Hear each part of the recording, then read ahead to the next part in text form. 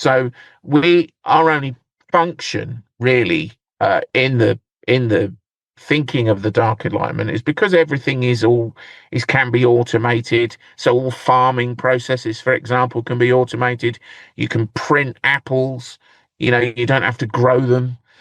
You can everything can be delivered by AI, and everything can be delivered by robots. Human beings aren't really in the loop. They're not in the loop for any of the manufacturing processes they envisage. They're not really in the loop for any of the financial decision make. Nothing administrative work. All that will be done by AI. Mark Anderson says AI is our philosopher's stone. So they give AI a almost kind of like godlike quality, and they worship it, and they think that basically the wards, what Curtis Yarvin was talking about, were the people that were not productive, i.e. they weren't able to extract sufficient sovereign rent from them. So he was talking about people like unemployed people with disabilities that are perhaps on welfare support because they can't work for their disability or for whatever reason. Single people that are not producing anymore, they're old. So he's talking about all the people that most of us know and live with, and some of us are, uh, that we're useless unless they can extract and sufficient sovereign rent from us, that we would be useless. So his problem with genocide is not that it's morally wrong, it's that it's bad PR.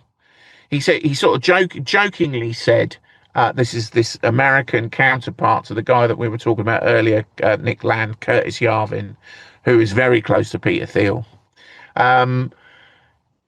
He argued that genocide's a bit bad for PR. If you go around just killing people en masse, it doesn't look great.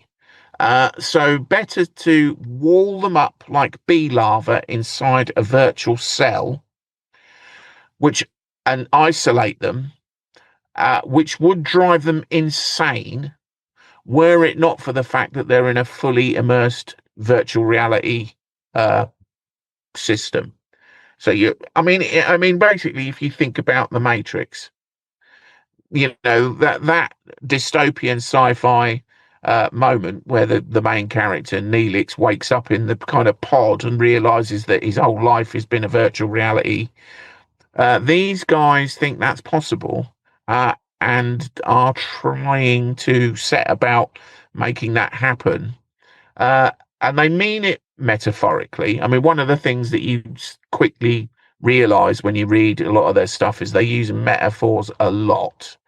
So they're always talking in metaphors, but nonetheless, the ambition is there to remove the wards, the unproductive people, just dispense with them, basically. I mean, and if that means, like, if they're genetically enhanced, not genetically enhancing them, sterilizing them, ensuring that they don't continue.